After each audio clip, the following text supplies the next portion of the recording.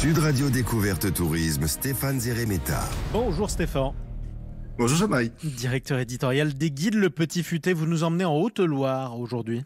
Absolument, nous allons à Chambon-sur-Lignon. Bon, c'est un petit village charmant, verdoyant. Bon, le slogan de la commune est clair, c'est de l'espace, de l'air, du vert. Bon, on en a bien besoin, ça va nous faire du bien. Alors, il faut savoir que la commune est la première du département qui a obtenu le label Famille Plus. Bon, c'est aussi une station verte. Bon, et ça récompense son action pour l'écotourisme. Oui, j'imagine. Alors, le Chambon-sur-Lignon est aussi niché dans un écran de verdure, c'est ce que vous nous dites. Ah, ouais, complètement. On est entouré de forêts verdoyantes, les rivières sont cristallines, les montagnes, bien sûr. Donc, c'est une destination randonnée. Il y a 5 circuits de promenade, de randonnée, labellisés, adaptés à tous les niveaux.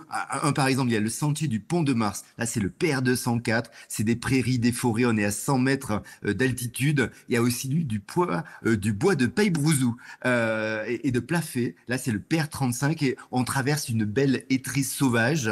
Il y a le circuit des pèlerins aussi qui est pas mal. On longe des cours d'eau, il y a des bosquets.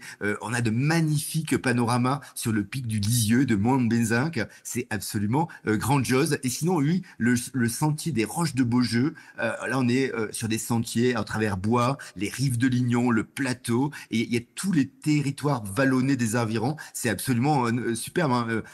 Quand on est à Chambon-sur-Lignon, il y a la nature partout tout autour de nous. Oui, alors en plus, vous avez des paysages naturels qui permettent de pratiquer des activités en plein air. Oui, c'est vrai qu'alors il y a des activités stations de ski à proximité. Bon, le ski ça se termine un petit peu, mais là il faut savoir que quand même il y a des pistes adaptées à tous les niveaux. On peut faire des balades à raquettes à neige. C'est vraiment une façon assez sympathique de découvrir tous ces paysages hivernaux. Et puis là maintenant, on va bientôt s'y mettre. Baignade dans les rivières, canoë kayak, des balades bien sûr à vélo. Toutes les routes sont absolument pittoresques. Et même si vous aimez des sensations fortes, escalade, via ferrata, pourquoi pas, même du parapente. Allez, on fait un peu d'histoire maintenant au Chambon-sur-Lignon.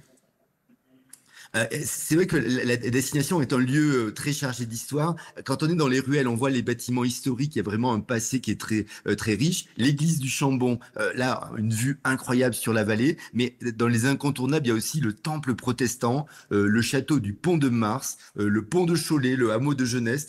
Et il y a vraiment aussi un musée qui regroupe toutes les actions de solidarité qui ont été menées par les habitants du Haut-Plateau pendant la Seconde Guerre mondiale. Ouais. Donc c'est vrai que c'est incroyable. Et la commune s'est vue décerner un diplôme d'honneur spécial pour l'aide qu'ils ont portée aux Juifs durant l'occupation. Et c'est la seule ville de France qui a reçu cette distinction. Juste parmi les nations, effectivement. Pour terminer, un mot aussi sur les activités culturelles.